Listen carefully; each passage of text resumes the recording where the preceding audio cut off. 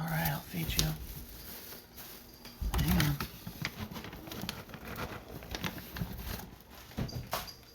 Brisket, really? Shh, shh, shh, shh, shh. People are still trying to sleep. Grab some more. Come on, Priscilla.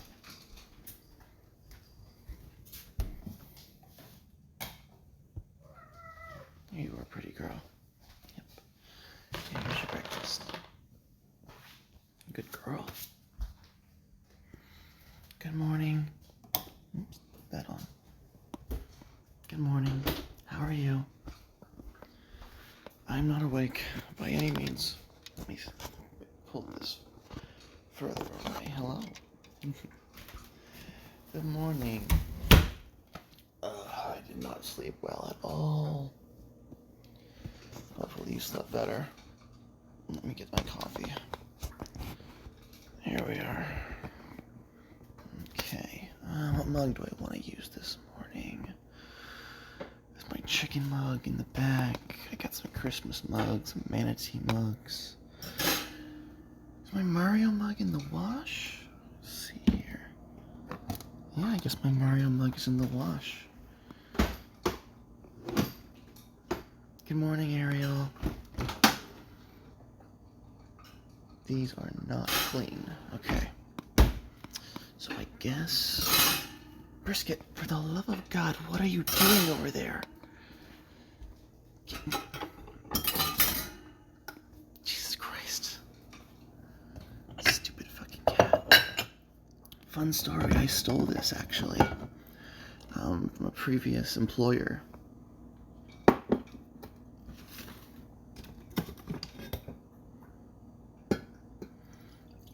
I was in charge of cleaning out the break room. And, someone left that there for 6 months straight. Eventually I was like, well, no one's taking it, so I guess it's mine, and no one ever complained, so... Yeah, hey shithead. I don't know why there's just a random bottle of cranberry grape juice sitting out. But it's fine. It should be in the pantry.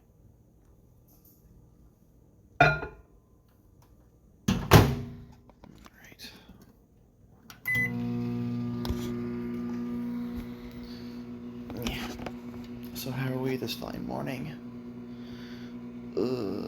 After I got off the phone with y'all last night, I tried to go to sleep. My beautiful wife came home.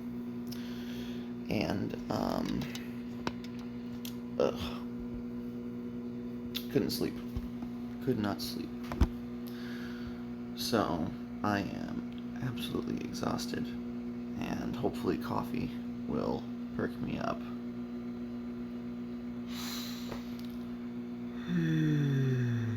Pardon me. You never...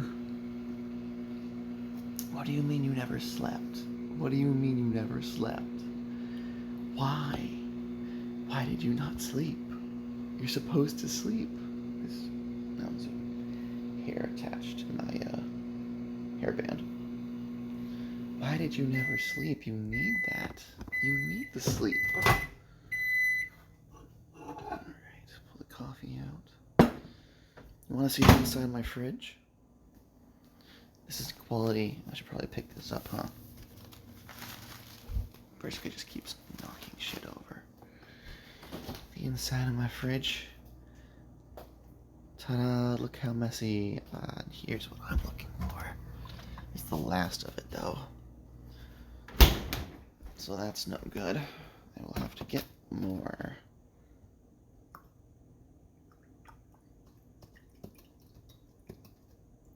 Get in there. Every last drop. Come on.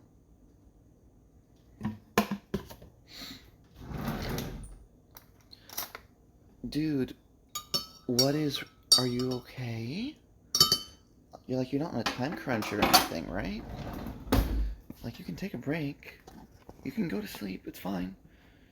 It's been 6 months and I still haven't finished unpacking my house. Like, it's fine. You're good. Let me release Priscilla so she doesn't scream and wake up Seth. There you go, good girl. I have to separate the animals when they eat. Otherwise, they will... Oh, now why does this light not want to turn on out here? I think we're going to have to do this, not in the dark. But this light is supposed to turn on. And it's not, for obviously reasons. So let's go over here. I hope you're enjoying this wonderful, wonderful visual component. Where is the plug for the fairy lights? Where is the plug for the fairy lights? Hold on. Hold on. Here, let's flip this around. You can see my face illuminated as I struggle to figure this out. Wait, like almost... No? Yes, no, maybe so. I'm gonna use you guys as a light, actually. Hold up. Let's see here. Ah, here we are. Gotta flip this around. That's 1. And then this is 2. Okay. And... ta-da! I'm gonna turn that off, actually, because, good lord. I do not want that to... Oh, this is a plate for a frog, by the way. Let's see, which light is this? This one? No, I want that one on. There we go. Advanced darkness. That it is. That it is. I meant to clean this porch up before I streamed today, but clearly that did not happen. Can you guys hear the frogs?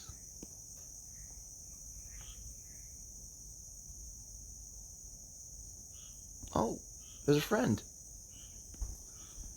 Good morning. Good morning, little guy. Have you joined us for our coffee? Oh, there's a dragonfly out here, too. What are you guys doing in here? That's not very safe. Let's go ahead and pop open this door. Hopefully no possums decided to join us, but it'll give the dragonflies a way to escape. Well, that's not terrifying at all. What, the frogs singing in the distance? Nothing wrong with that. Alright, let's set this up so I can sit here and have my coffee while we chat. Come along now, phone. Work with me.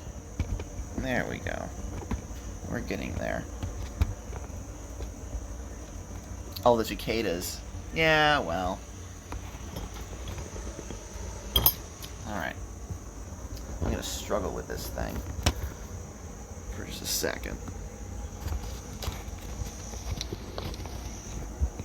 There we go.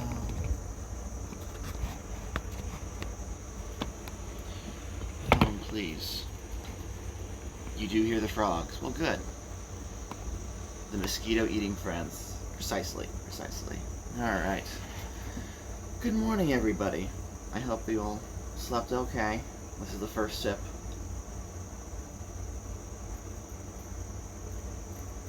Oh, God, that's so good. When that first sip of coffee touches your soul, hell yes. A super close-up of my face in the dark. It's fine, it's fine. Stream did lag a few times. Yeah, no, but the connection got a little iffy for a second there. It's to be expected. I'm on my porch for crying out loud. I need to get some kind of signal extender if I'm going to keep doing these, because otherwise, like... So I'm here. I'm on my porch. I have a cup of coffee and absolutely no plan for what we're doing today. None whatsoever. I'm gonna sneeze. Hold on. No? No, we're good. Alright. We're good. Yeah. I wanted to mow more of the lawn, actually, but then it rained like a mofo last night, so the grass is far too wet for that. You're still sleeping, Susie. I do not blame you. Soul? Y'all got souls? Y'all got souls?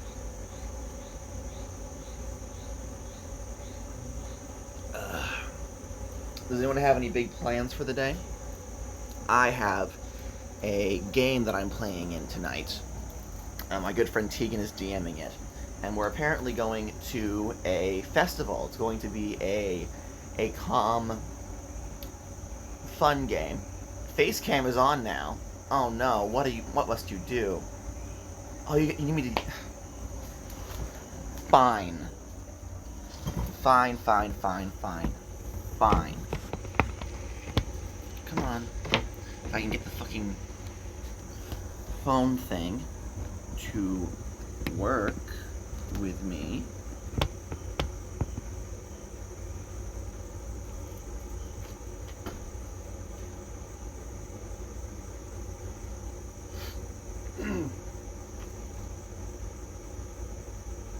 Are you happy now? You content? You're glad this is where your life has gone? You can hear the frogs in the background, yeah? You can also see the stupid fucking dragonfly. The exit's right there, but for some reason he insists on smacking against that wall. He'll figure it out eventually, but like, bruh. My dude. So the other day, there was actually a froggy friend who was hanging out on our porch. Don't mind me, I'm just trying to arrange this thing so that it'll actually fucking stand up on its goddamn own.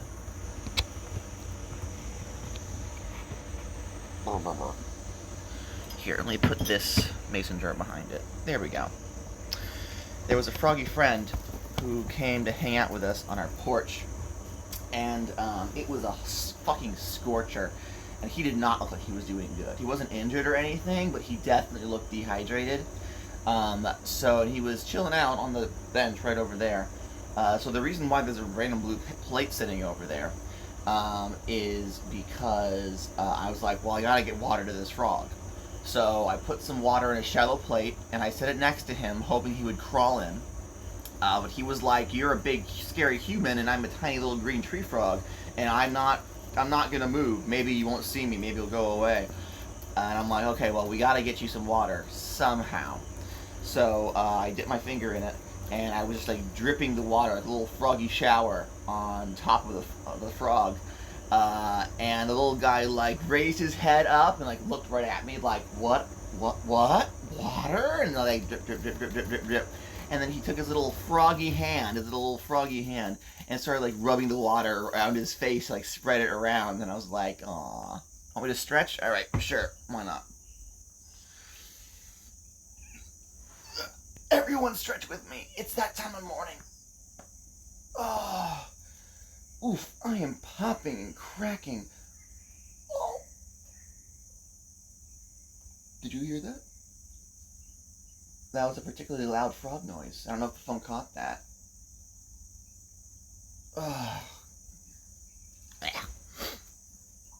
What was I talking about? I forgot.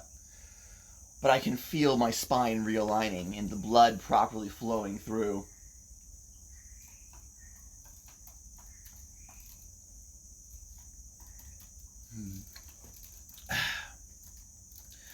The family of turkeys were here again yesterday.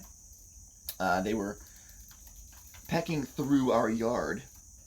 They're almost all at the size where they look like they're all like adult turkeys. Even the babies are as tall as their mamas now. They need to fill out just a little bit so before we can like no longer tell them apart.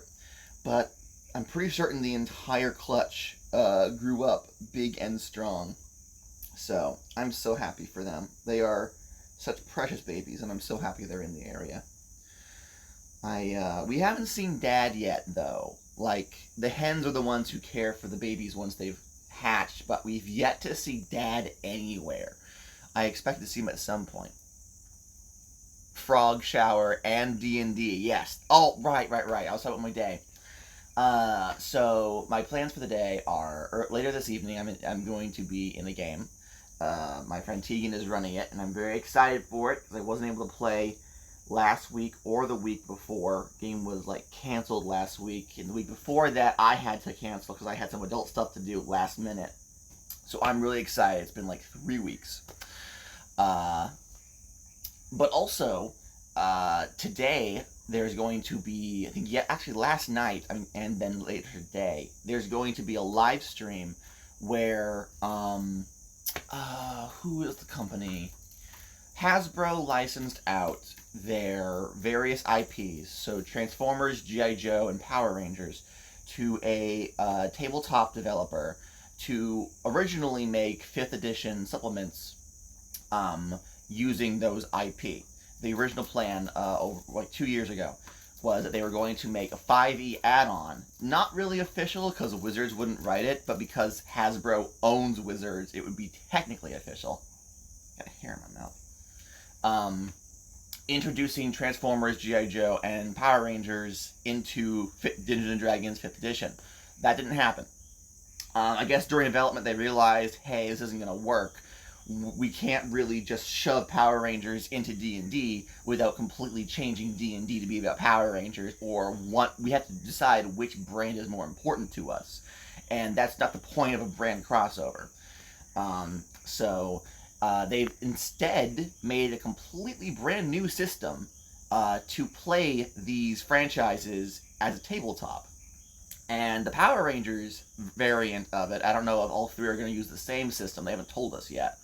But the Power Rangers tabletop role-playing game is going to be played during a live stream as this is what the product is, you can buy it.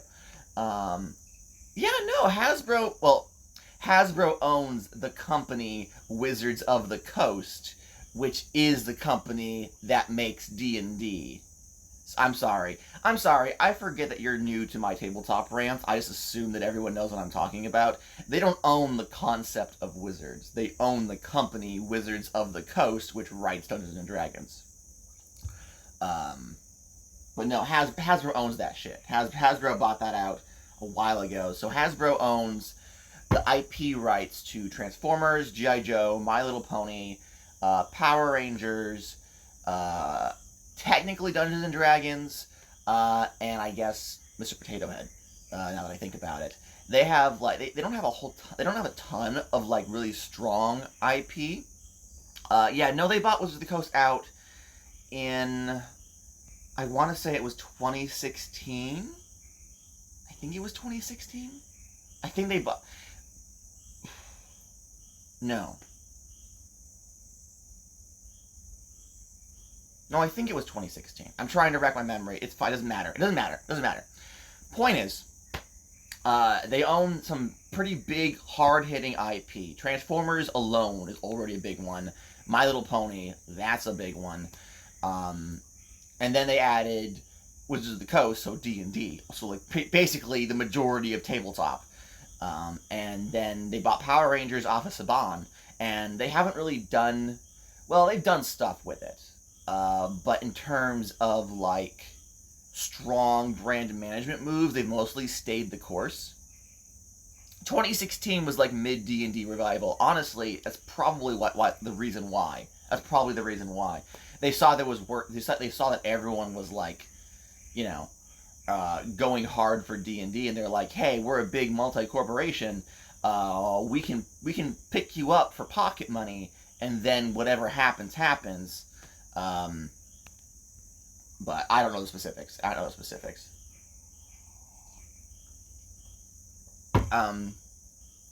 But yeah, the downside of having your corporation purchased by a larger one is when brand management comes around, they want to do stuff like have crossovers between different IP. So back in 2020 or late 2019 is when we first got whiff of this agreement. I think it's Renegade Games was licensed to make 5th edition supplements for Power Rangers, G.I. Joe, Transformers, and at the time, My Little Pony. At the time, My Little Pony was still squeezing the stone of the Friendship is Magic IP. So it was implied that it was going to be a My Little Pony Friendship is Magic supplement. In the time since, they've dropped the MLP supplement entirely. There's no mention of it anywhere. They just stopped talking about it. And that's probably because Hasbro has officially phased out all Friendship is Magic properties, all projects. They ended the successful IDW comic. They brought that to a close.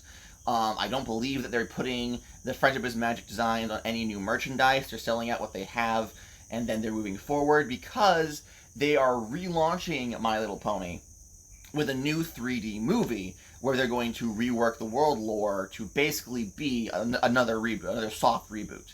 So Friendship is Magic, it went for a decade, now that you think about it. Like, 2010 is when it came out, so, like, it had a very, very strong run. But, more than likely, they decided, hey, we're not going to ask you to make any products based off of this property until we know for sure that the new reboot can actually float, right? So maybe we'll see a My Little Pony, an official My Little Pony tabletop game in the future. Are you saying we missed out on My Little Pony D&D? There is a fan-made My Little Pony tabletop game that is based off of 3.5, I believe.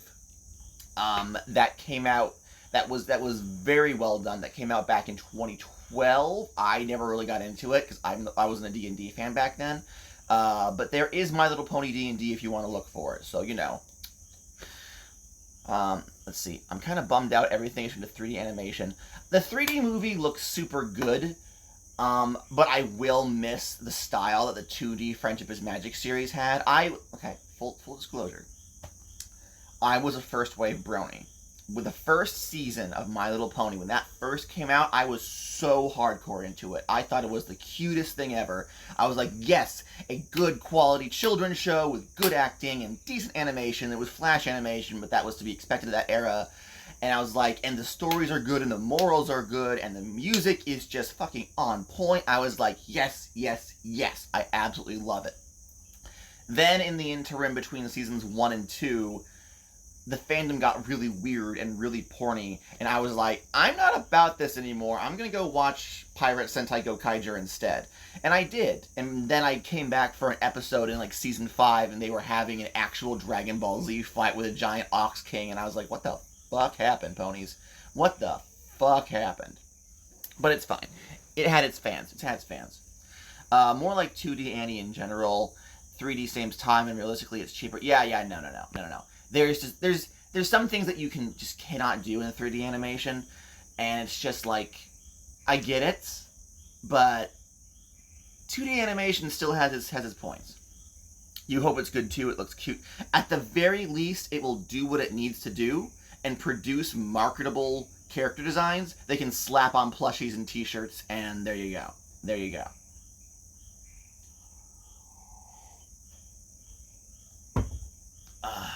But, no, the fucking point. It's fine. I have ADHD and my coffee hasn't kicked in yet. It's fine. The point I was getting at is that the Power Rangers role-playing game from that agreement with Renegade is officially being released. They were going to do a big reveal of it at Power Morphicon 2 months ago, I think. But then they got delayed quite a bit. I don't know why, but it got delayed. And they're only doing the reveal stream as part of a Renegade event. Yet last night it ran. I was streaming though, so I didn't watch it. I wanted to be able to watch it like on YouTube so I could skip through it in case it was boring. And then they're going to have the second part of the two-shot apparently today. So I want to watch the first part to see if the system's any good, and then maybe catch the second part live if it's in a decent time zone. I read a press release about the game, and it's a D20 system, alright? This is what I got from the press release, okay? It's a D20 system, which, I get it. Hasbro wants to sell the whole slew of D&D dice from D20s down to D4s. I understand. They are definitely going to be selling official Power Rangers branded dice sets now that I think about that. There's no way they're not. There's no fucking way they're not. Oh, I got a mosquito in here. I gotta close that door. I had it open so the dragonflies could escape, but now the mosquitoes are circumventing the screened-in part of the screened-in porch. What was I saying? Oh yeah. So it's a D20 system, and for the most part, you roll a D20 for anything you do, which understandable.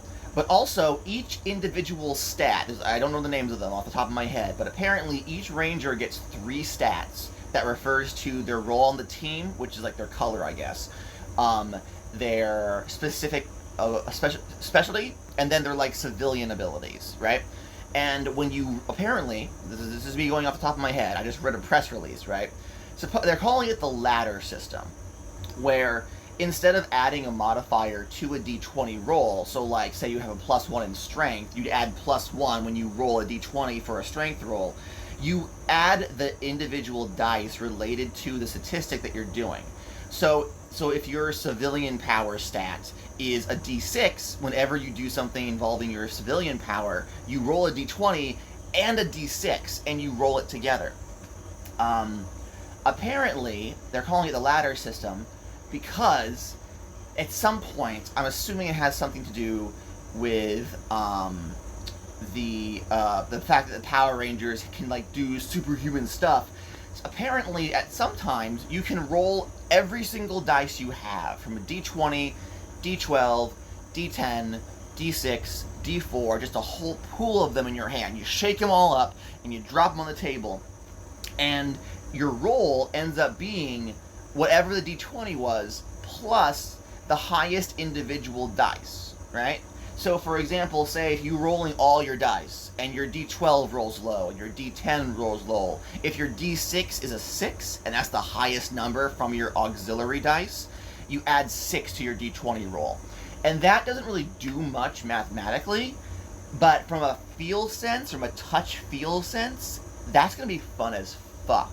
Can you imagine being like, this is where we do our finisher attack. We combine all our weapons. We're gonna fire off the massive laser and destroy the monster. They go, okay, everyone, roll a ladder roll, and everyone just gets a handful of their dice and just go shika, shika, shika, shika, shika, shika, and they drop it all at once. The thunderous sounds, and then they're like doing like, oh, okay. My 12 rolled high, so I get to do it's a 20 d20 plus 8, and it's like, yeah, it's so cool, yeah. I can see that going really, really well. I want to see it in action, and I want to see how much of the game relies on, what's the word I'm looking for? So, with Dungeons & Dragons 5th edition specifically, character progression is very linear. You do have some branching options early in the levels, but for the most part, once you've chosen your class and your subclass, you are on a straight path to level 20, and it's only a matter of time. Your character, your options for customize your character are limited to your roleplay options, which depends on your DM. There's no mechanical roleplay customization options. The magic items you loot, and the weapons that you choose to equip, like the physical objects that you put onto your character. That's where all the customization is. In terms of actual character growth, unless your DM allows multi-classing, or some optional rules, you're on a straight path. Power Rangers is somewhat similar, but part of the draw of Power Rangers is not knowing what the battleizer is going to look like, is not knowing what the auxiliary weapons are going to be, is not knowing what bits and pieces from the deep Power Rangers lore the showrunners are going to pull from and make reference to in order to make their series stand out and shine.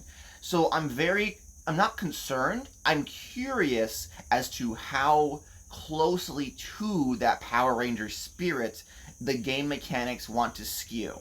Because, like,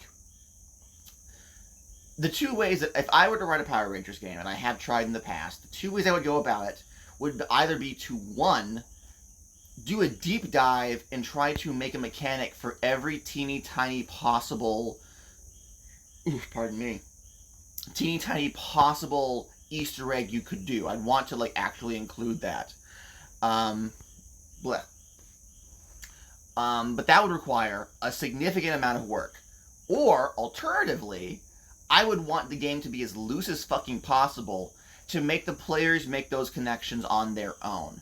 To let them be able to be like, okay, well, I level up, I want to increase my weapon, hey, could I get a feather dagger like the white Dino Thunder Ranger? And then the DM is like, well, the rules say that would be too powerful, but we could have it be like your final smash ability if you want. Like, yeah, cool. Or it's like, hey, I'm getting close to the level where I get a battleizer. Can my battleizer have this, that, and the other? Like, either there needs to be a long list of what your battleizer can be like that you can pick and choose from, or there can be no list and it's entirely on the player's imagination. And I don't know which one I want more. But, you know. So, I don't know if any of you, we're talking about this now, I guess. I don't know if any of you follow the Power Rangers comic book series by Boom Studios. It's very good. It's very good. They do some really stupid shit with it, but then they turn around in the very next issue, they do something fucking inspired, right? So it balances out. It's a comic thing. Like, for every really dumb issue they always have at least one or two that's just like mind-blowingly, why is this so stupidly cool? Oh my god. But the main draw for me is the art. There's an artist who I follow and retweet their works. They work on Batman as well. Dan Mora. Their superhero stuff is just mwah, so good. Just mwah. Apparently this fucker is doing the cover for the game. He already released what the cover art looks like, and it's fucking so good. It's so good. Ariel says, I'm loving that you know this lore. I dropped off Power Rangers hard, but during the Disney era, during Dino Thunder, Ninja Storm, I stopped watching right before RPM, which was a goddamn mistake, because RPM was just so fucking good. But during that era, I was hardcore into Power Rangers. I was so into Power Rangers. I went back and I watched as much as possible.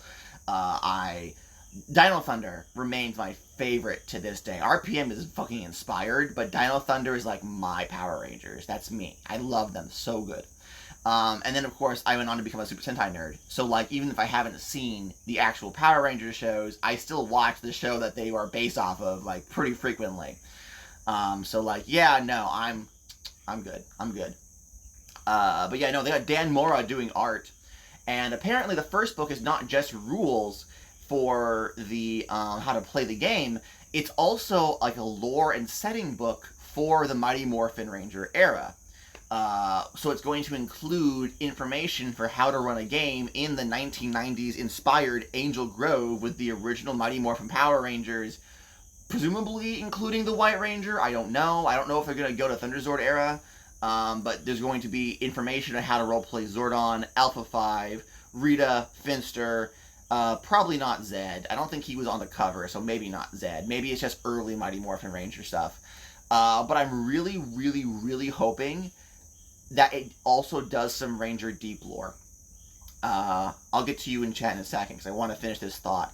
Because, like, the very early Power Ranger stuff, due to the fact that they were adapting a Sentai that was kind of already kind of balls to the wall by itself, the original Zhu Ranger, which is what footage was adapted into Mighty Morphin Power Rangers, was a storybook fantasy Sentai. They were dinosaurs, but the entire vibe wasn't a, like, raw dinosaurs are cool vibe like Power Rangers eventually went for. It was very much about generic medieval fantasy, and dinosaurs were slapped on top of it. It ended up being okay, but the reason why Rita is in a castle on the moon, and why her main monster maker is like a Geppetto-esque toy maker, is because the entire vibe was meant to be a storybook fantasy. To the point where there was a narrator who gently talked over the action and explaining what was going on. And their mythic quests were closer to, like, Pulp Fiction, like Conan the Barbarian adventures. And then they adapted it into the rock-heavy, martial arts-driven giant robot effects of Mighty Morphin Power Rangers. There was a lot of really weird shit that they had to explain. So early Ranger lore was fucking balls-to-the-wall weird due to the fact that they had no guidelines to go by, and they just kind of threw whatever they wanted at the wall. So I'm really hoping that they actually bring some of that bullshit back, even though most of it has been, like, ignored or retconned over the last 30 years. Because, like, for a tabletop role-playing game, I'm just pulling from my mind. So, like, the original Morphing Ranger coins were created by this random dude named Ninjor, right? He's just a blue ninja robot guy. They never explain who or what he is. He's just this mystical dude who's like, yeah, no, I can make you a power coin, no problem.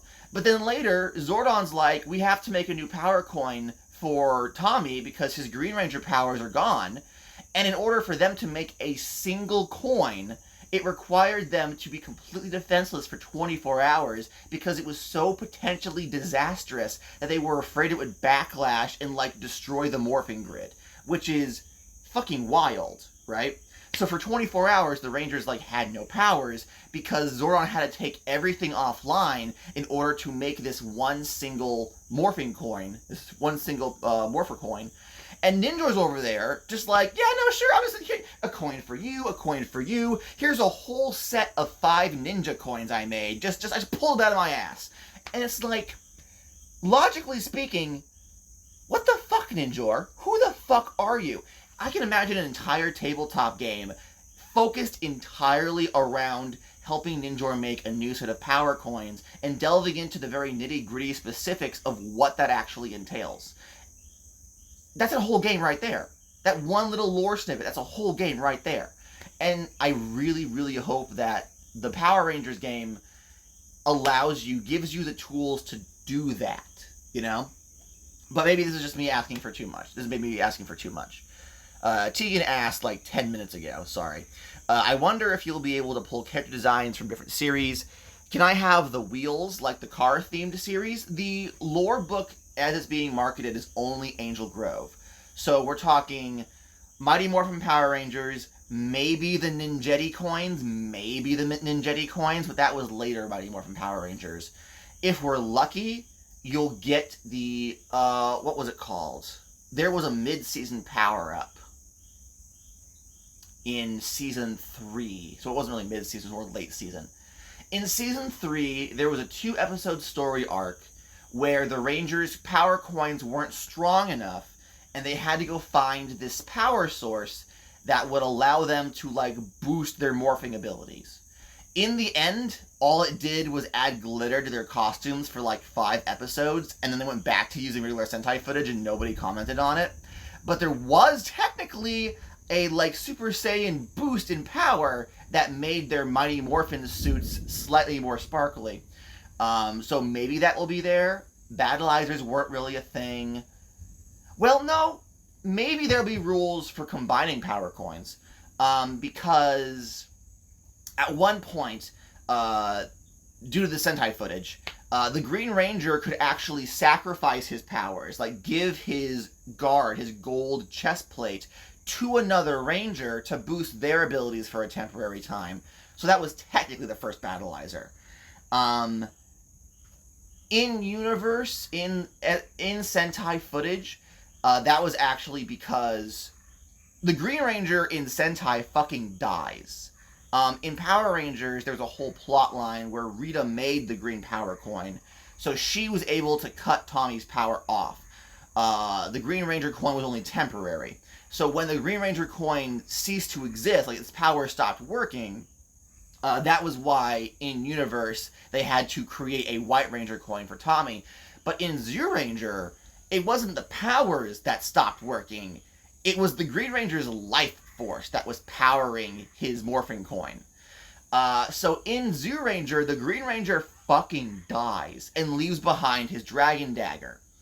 From that point forward, any Ranger who fights using his Dragon Dagger gets the gold chest plate on top of their regular suit as sort of like a mid-season power-up. In Power Rangers, they explain that by adding in footage of the Green Ranger before he lost his powers, like doing a transformation pose and giving his power to another Ranger.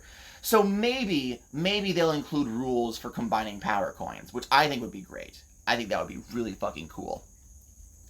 If we're very lucky, Hasbro will allow them to pull from the Boom Studios lore, because in the Boom comic book lore, the Mighty Morphin Power Rangers are not the first Rangers. They're the first Rangers, they're the first consistent Rangers of Earth, but they're not the first Power Rangers in the universe. They retcon that.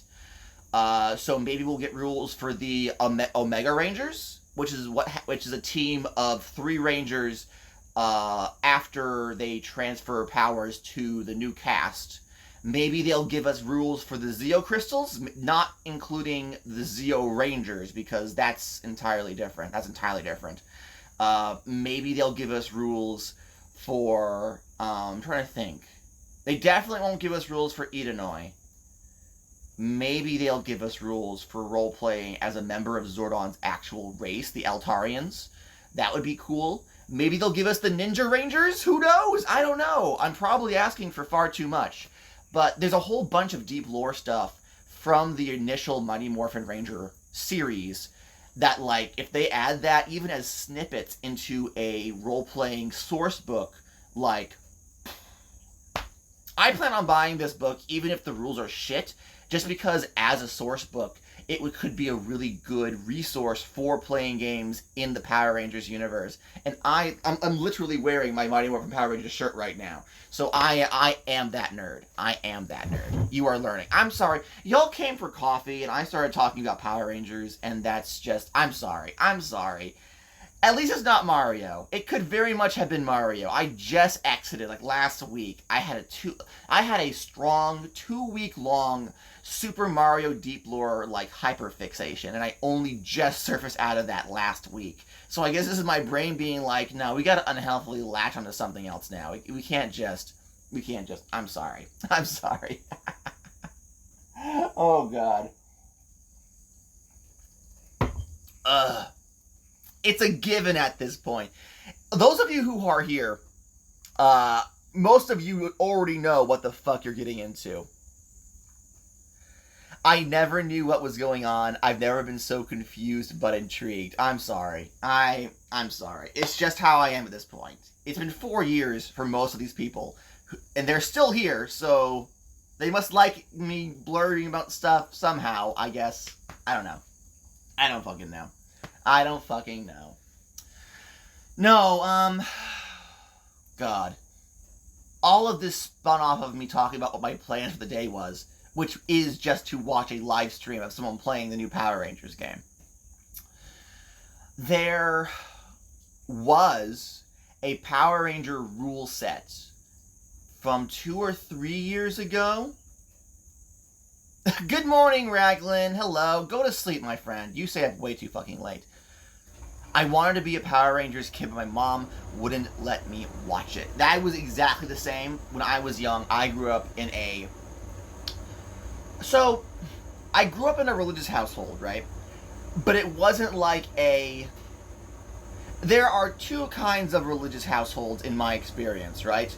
There's the religious household where the family firmly believes, like, everything about the religion. They live their entire life by the religion, and so they have a very strict set of guidelines for how they live their lives.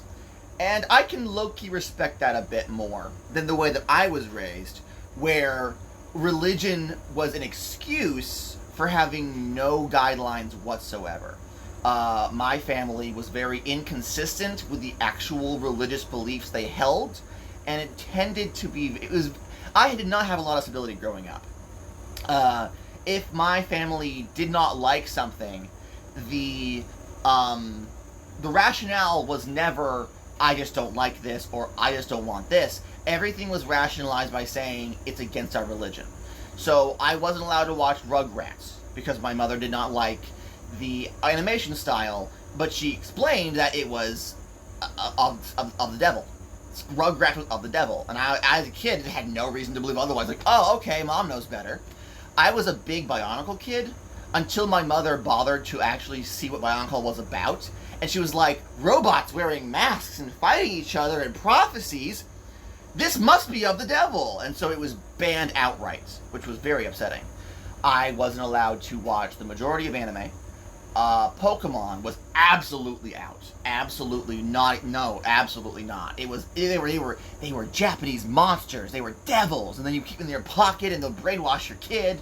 Power Rangers was super violent and had a lot of heavy rock music. So it was also of the devil. It was not allowed.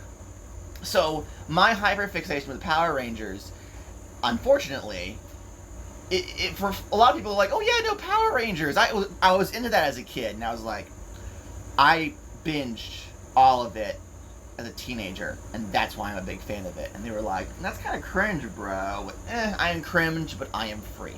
I am cringe, but I am free. You Susie instead watched Card Captors and Sailor Moon, and now I'm gay, so checkmate. Out of curiosity, should not let you. That is correct. I was not allowed to do Halloween. It was very much of a devil. We had a harvest festival that we had at our pastor's house on Halloween night, which was basically doing all the cool fall-themed Halloween stuff. So there was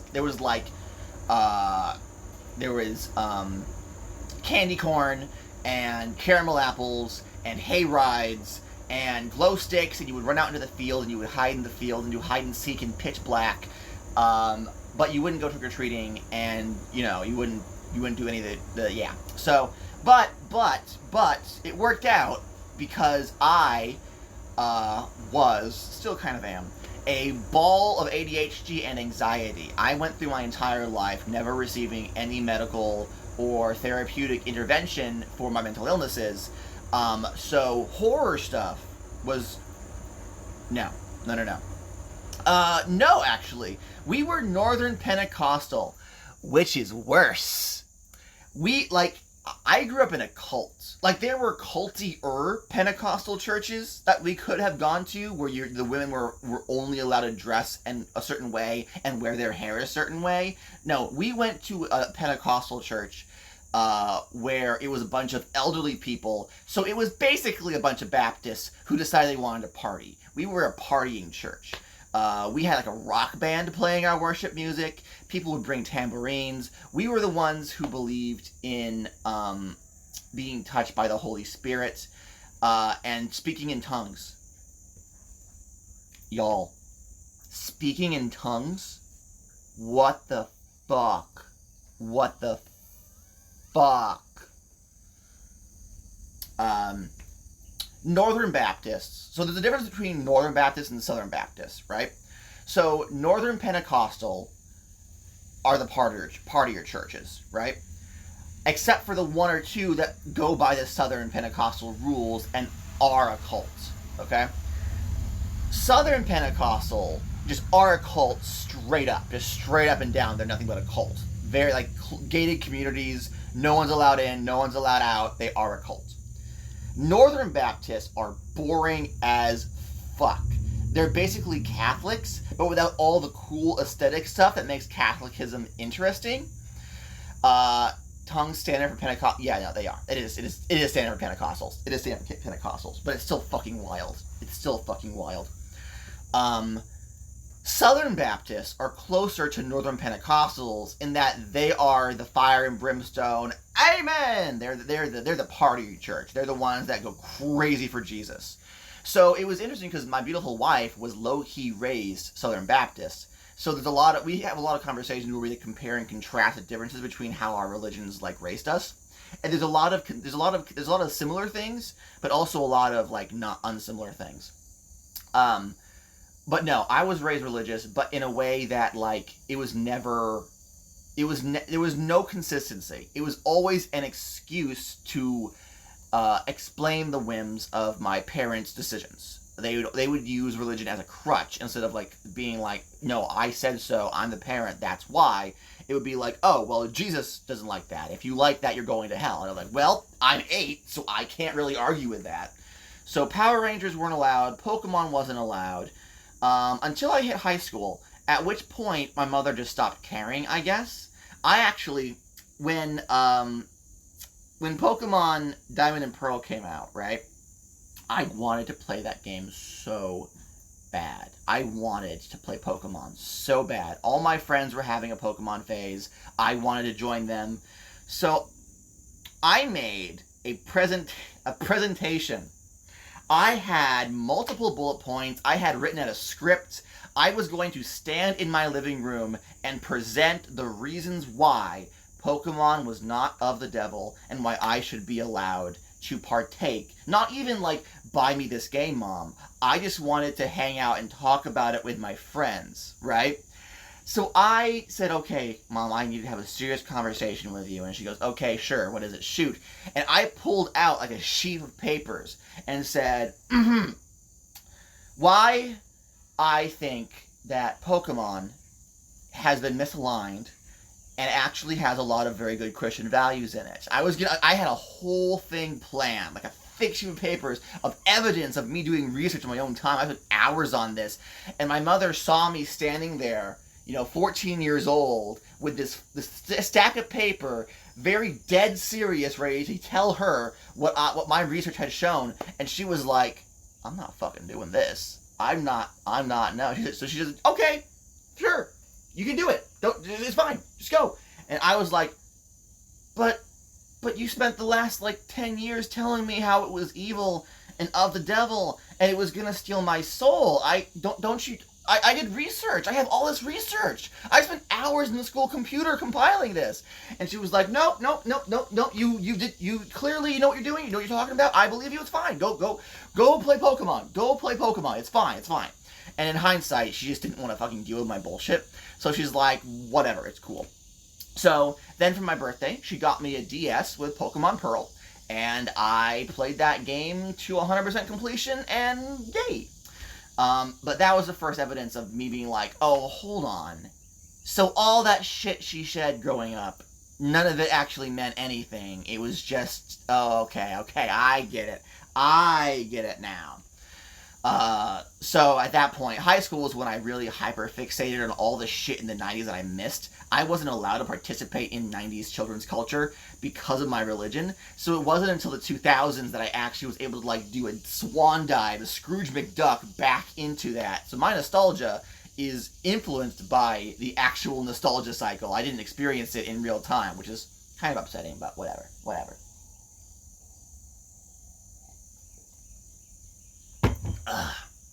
The sun is starting to come up. You can see the sky getting lighter behind me.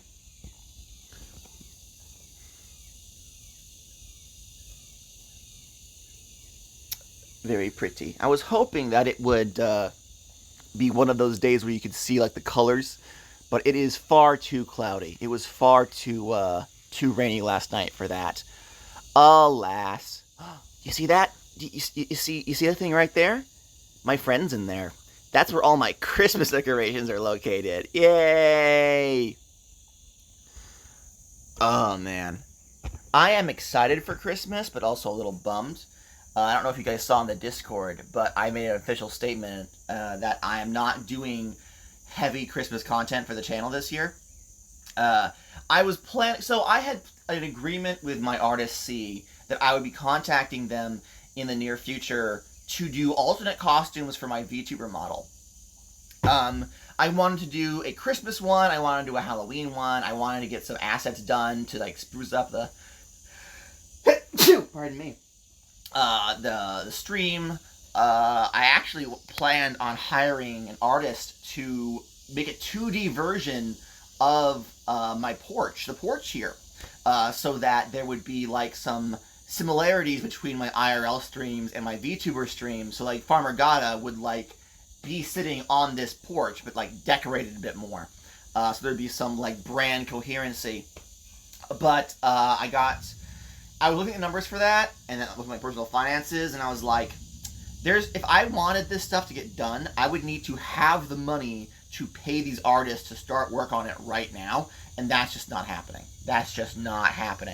So I made the executive decision to not do any hardcore Christmas or Halloween content, which is a little disappointing, but you know how it is. But I will still be decorating my house, obviously. I'm not going to just not celebrate Christmas. What the fuck?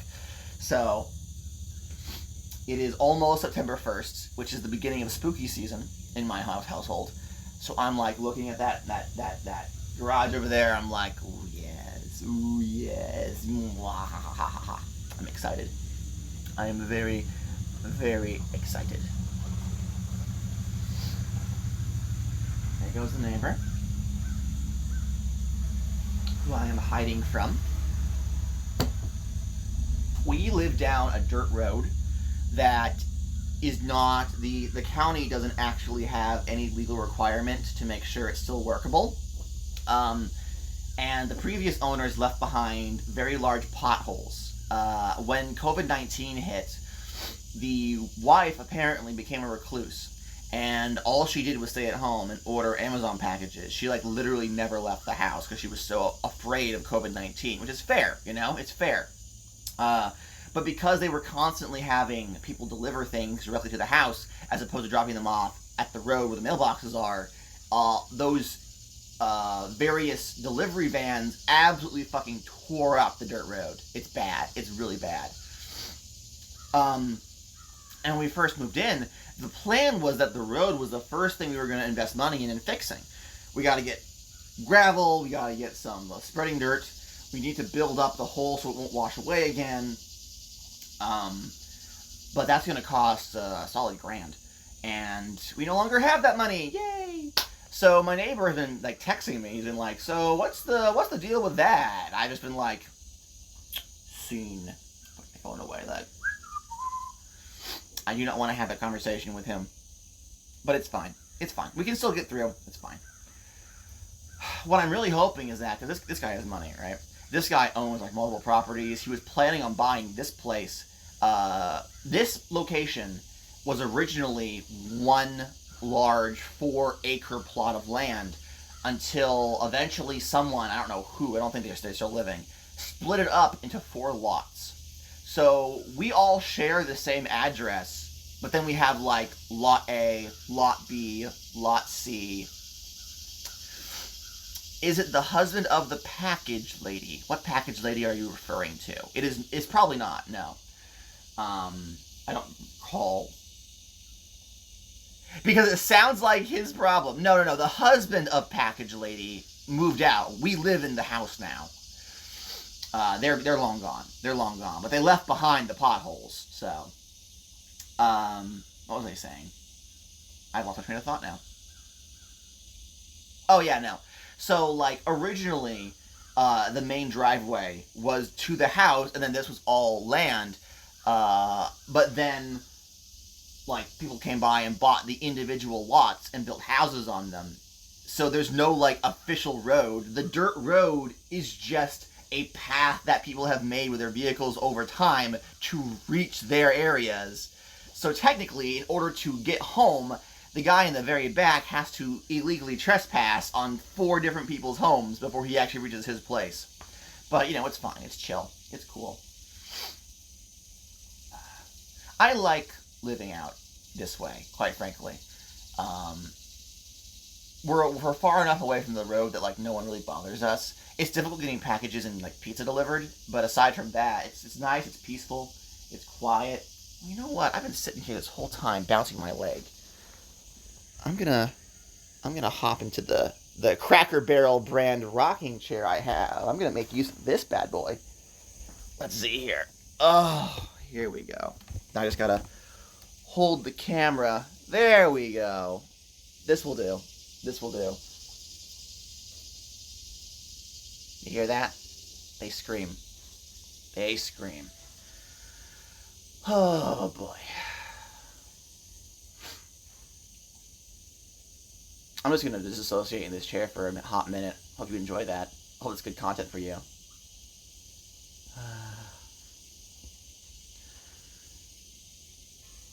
It's weird being a homeowner, honestly.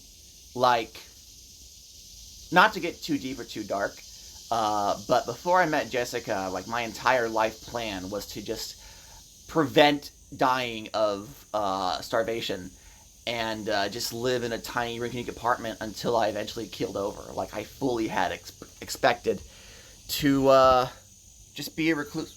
You don't want my trash can in the back. Yikes. I expected to be a recluse and just, you know, die an old miser alone. Now I'm 30 years old and I have purchased a home in the country. I have an online social media empire of about 220 people. And I have a beautiful wife. That's kind of the big one. So it's like really weird to sit here knowing what my life plan was 10 years ago and seeing where it went since then. It's a good thing, obviously, but it's just strange. You never really know what life has in store for you until you get there. You never really know. Jessica's still at that point in her life where she's like, no. I have a life plan. I have a 10-year plan. I'm going to rotate this around. There we go. I have a 10-year plan, and we're going to stick to it. And I'm like, nah, you really can't. You really can't. Also, I got this. Look at this. Ugh. Look at my chubby little face. Ugh, I got a shape so bad. Dysphoria is not great. Yeah. But, yeah.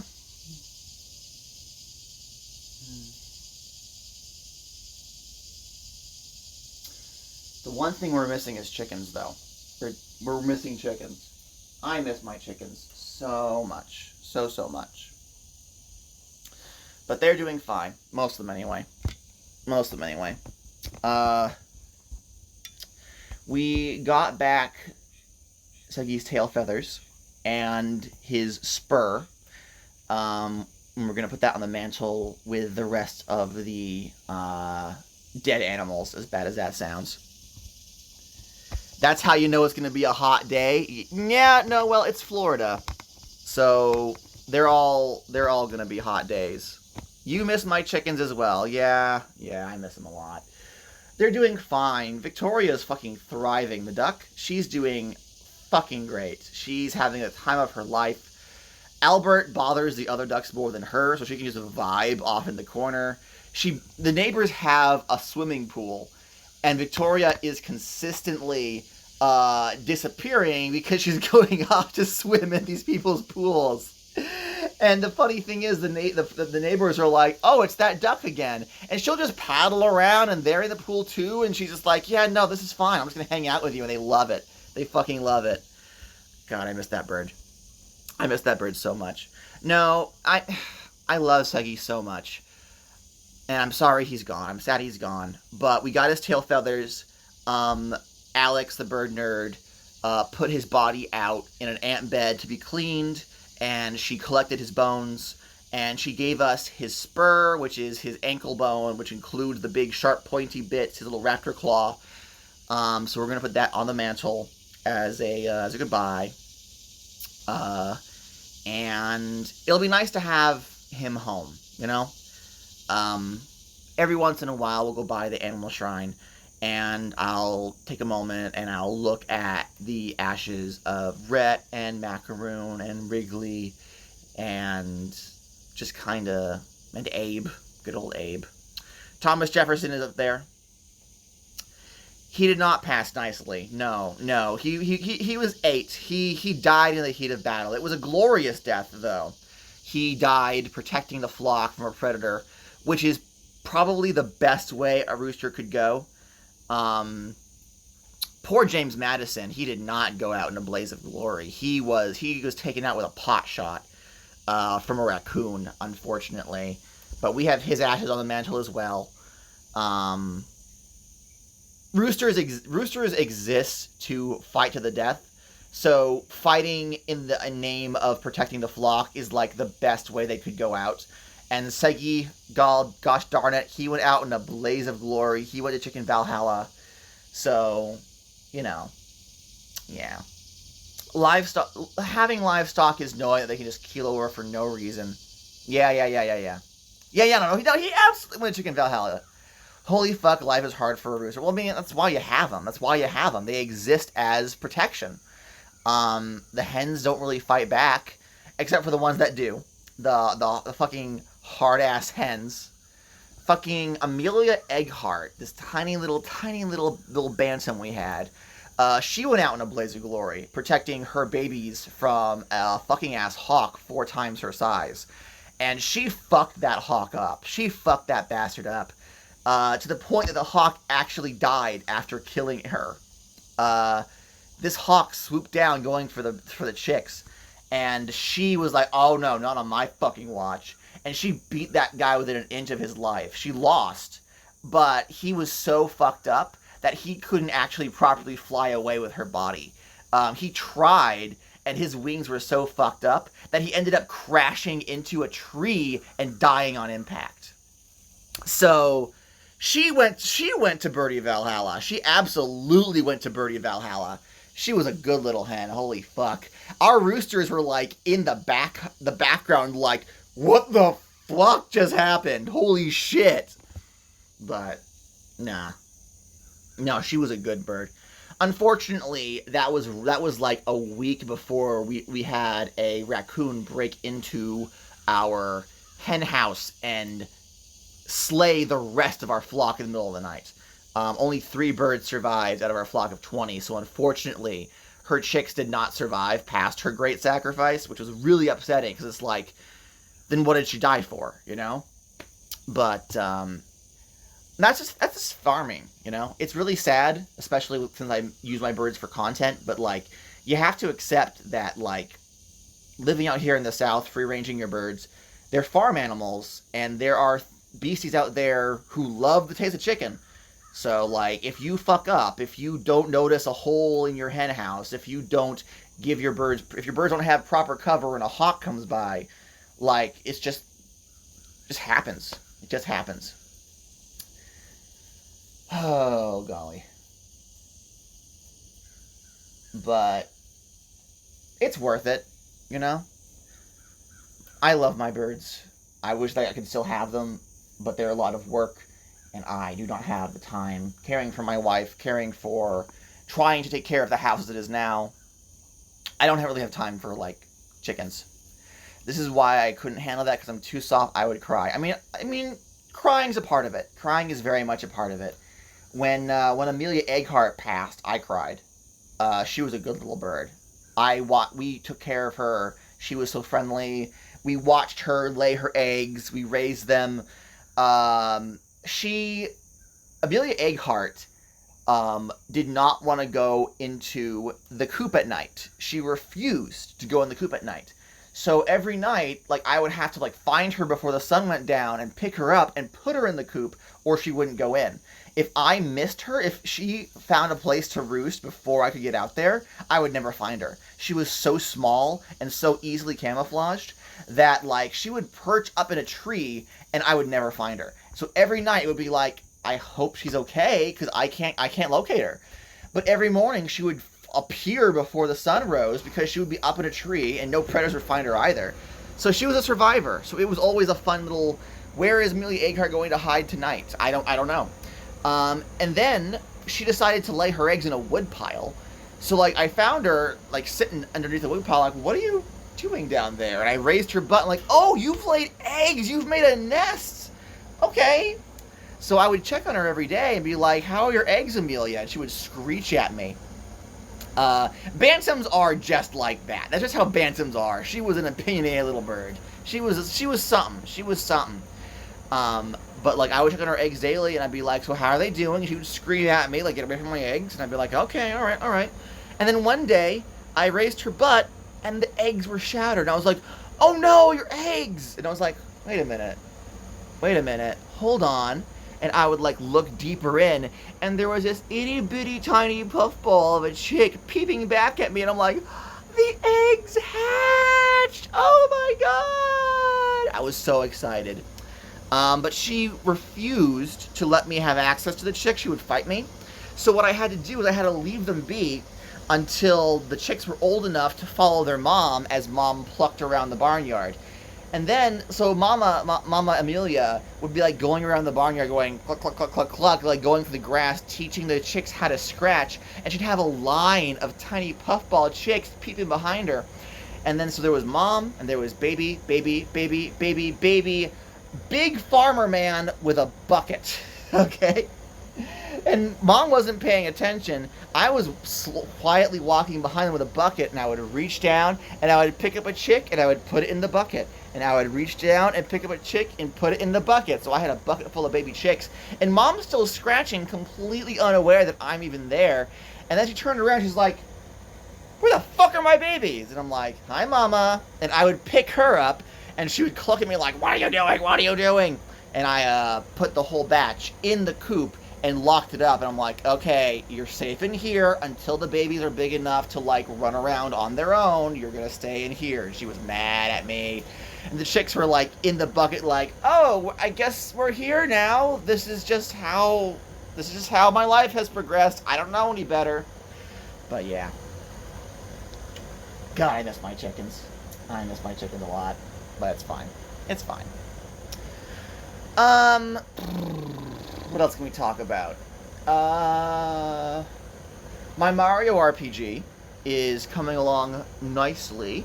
I have a few more small things that are showing up in the mail, and my players and I are working on scheduling the actual game. Getting everyone together for an IRL game is like where the difficulty lies. So that's just playing games, though. That's just playing games.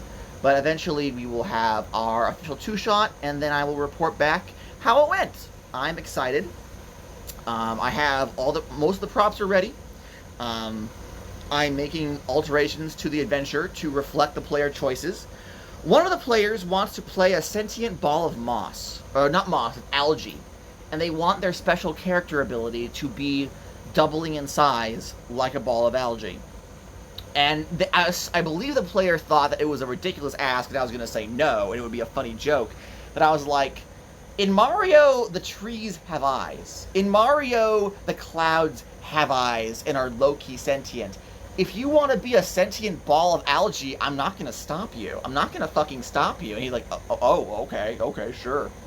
Kaiju apparently wants to play the princess, like the Princess Peach analog, which I'm fine with that. But also, the plot was that you had to go rescue the Princess Peach analog who's been kidnapped by the Turtle Tyrant. So I have to slightly reconfigure the story so that it's a different noble who gets kidnapped. But small tweaks like that. I'm really excited for this game. Like a Marimo? I do not know what that is. I do not understand that reference. But yeah.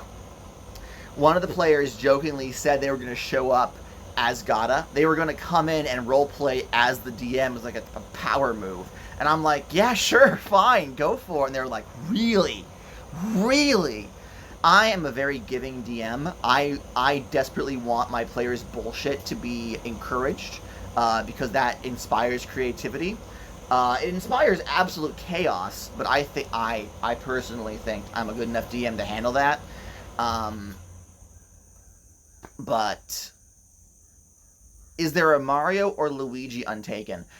Seth has talked about wanting to play a Toad who is a plumber, who is upset that Mario and Luigi get all the credit for their superheroics because they don't actually do a lot of plumbing.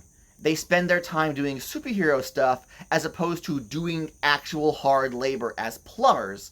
So the Toad is apparently like bitter and salty about the fact that the plumbers are like getting all this like public attention while he's the one doing the hard work.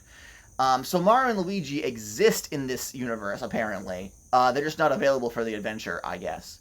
Marimos are moss balls. I'm assuming that's what he's going for, but I don't know. But no one has chosen to play a canon character. Like, they haven't said, I'm going to play as Princess Peach. I'm going to play as Bowser. They're all doing OCs, which is what I was hoping for. When eventually, this two-shot is kind of like a test, actually. I'm running it for my IRL group, and then I'll probably want to use it as, like, the basis for some crossover tabletop stuff on the channel. I'm working on some add-ons to make a set that'll be, like, interactable for the audience without requiring me to press buttons. There is a plugin that I can add to OBS that adds an animated audience, like from Paper Mario: The Thousand Year Door, that responds to people typing commands in chat. So every person who shows up in chat will have their personalized little farmhand appearing as a chibi in the audience below, watching what's going on the stage, and they can have their chibi, like, do animations by typing in commands in chat, and it won't appear in the text box on screen because they're slash commands. But it will allow the audience to, like, be able to cheer when something cool happens without needing to, like, spam the chat with emojis. So, oh, yeah, I don't know. In Super Princess Peach, those who get kidnapped is half why I said why. Yeah, I don't plan on doing anything with the Vibe Island content in my games. At two-shot, we're staying around Mushroom Kingdom. But, like, if I end up getting a player base that wants to do like a world-trotting Mario adventure, I have a Mario fan-made world map with all those locations marked on it. So like, yeah, no, why the fuck not? Why the fuck not? But yeah, so I'm working on getting a tabletop role-playing game set up that will allow me to focus on being a DM without really sacrificing the enjoyment of being in chat. In the past, I've done tabletop content, and it's been a struggle to have chat interact with the game in a way that makes sense and doesn't screw over the players. Because when I am DMing, my focus is on the players and making sure the players have a good time, because then the story is good. But if people are going to be in chat and they can't like interact with what's going on in the game, then they may as well just not be there for the event and watch it as a podcast later, you know? So it's a struggle for me. It's a bit of a struggle. Don't mind me. I'm just making sure that my beautiful wife hasn't screamed at me to come take care of anything. No, we're good. We're good. Let's see here. So the two-shot that I plan on running for my IRL group, I will then be adapting into something for, hello? There we go. There we are. I plan on adapting into something for tabletop content for the VTuber stuff. What I want to do is, I have been in talks with some other channels, no names, doing crossover content where I run a game for them, and then I will appear on their show doing something with them. And I also low-key want to float to the Mercury SMP group about doing some tabletop content when we're not on the Minecraft server, the Mercury SMP server, simply because, like, as much as we do interact while we're playing Minecraft, due to time zone issues, I am very disconnected from the main group of Curios. Most of the Curios are in the PST time zone, like Raglan's in PST, Mocha's in PST, Ren's in PST. They're all on the other side of the country, or in Canada. Oh, Canada. And me and Estelle, like, we're over here in EST. We're in bed before they even go live. So, like, there's not a lot of, like, interconnection outside of scheduled stream times. It's really difficult to schedule that sort of thing. So my thought process was, if I host events for them to partake in that isn't Minecraft, so we don't cut into our planned SMP time, but also allows us to, like, interact more as creators and not as characters in an SMP, that'll probably make the SMP better in the long run. You know what I mean? You know what I mean? Like, we're friends. We talk in the group chats, we send memes to each other, we hang out, we poke fun at each other, but, like, we don't have a whole lot of, like, face-to-face or, like, voice-chat-to-voice chat interaction that isn't when we're in character on the server. And I feel like, as performers, it would be a lot easier for us to, like, know what the vibe is if we interact in scenarios that are not that very specific one. That's my personal opinion, so. I know Raglan is, like, stupid into Mario, like Paper Mario specifically, so I'm sure he would absolutely be on board. And Mocha has invited me to tabletop events that they've run in the past. They ran, was it Monster Hearts? They ran For the Honor, which is a She-Ra-inspired game from DreamWorks She-Ra, and I couldn't attend because I was working that day. Can't relate, sorry. So I know that Mocha's already the tabletop. And Ren's pretty much up for anything. Oh, is it going to rain? Oh, the rain started. Oh, that's nice. We have a tin roof on this house. There you go. Get a good look. We have a tin roof on this house. So when it rains, oh God, my guys, when it rains, oh, I'm going to rotate the entire camera around. There we go.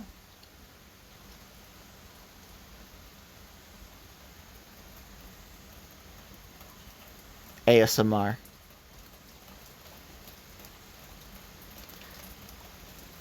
Going to sleep with the tin roof and it rains, guys, there's nothing fucking better. There's absolutely nothing fucking better. The internet might cut out, though, so we'll probably want to end stream relatively soonish. Just because.